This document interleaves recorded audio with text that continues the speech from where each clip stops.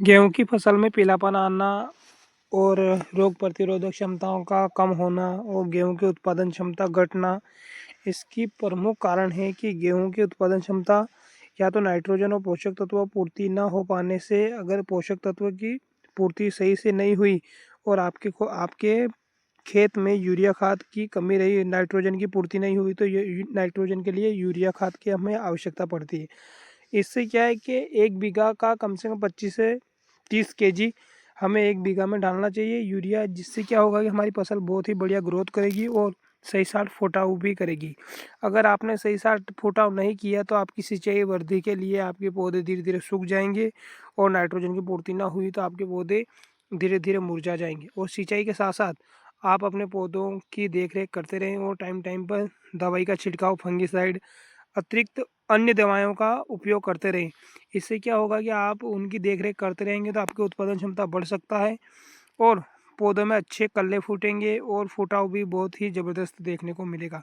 नमी के साथ में आप इसमें फंगिसाइड डाल सकते हैं।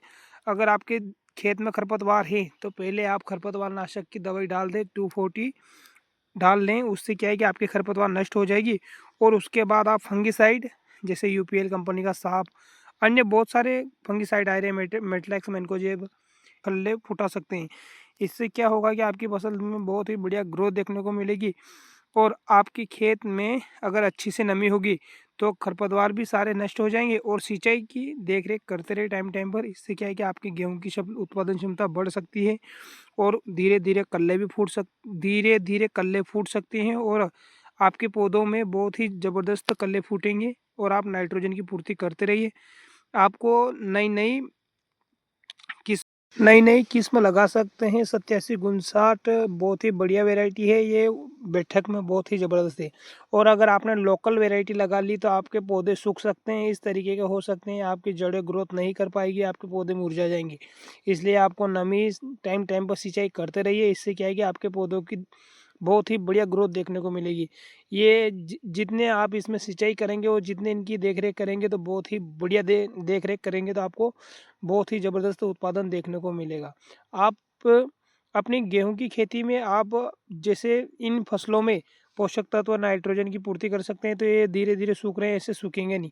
और आप इनमें नाइट्रोजन की पूर्ति भी करते रहिए और अन्य जैसे आप एनपीके 19-19 का स्प्रे भी कर सकते हैं और इसके साथ में नमी के साथ में नमी सही साट रही है अपने खेत में तो आप इसमें अन्य जैसे सल्फर, ट्यूबुकर्नोजोल, ये से फंगिसाइड डाल सकते हैं तो आपका पीलापन नहीं रहेगा और नाइट्रोजन की पूर्ति करते रहिए। आपकी बहुत ही बढ़िया ग्रोथ देखने को मिलेगी और ये 8759 के ये बीज है, इनसे क्या है कि आपकी उत्पादन क्षमता बढ़ सकती है। बहुत ही ज़बरदस्त वैरायटी है और आप इनकी उत्पादन 8759 बहुत ही ज़बरदस्त वैरायटी है। आप इसकी देख-रेख करते रहेंगे तो आपको बहुत ही ज़बरदस्त उत्पादन देखने को मिलेगा।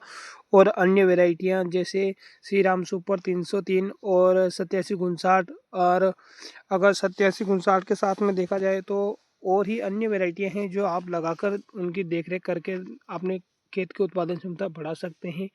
और रही बात उत्पादन क्षमता की, तो आप इनकी देख-रेख करते रहिए।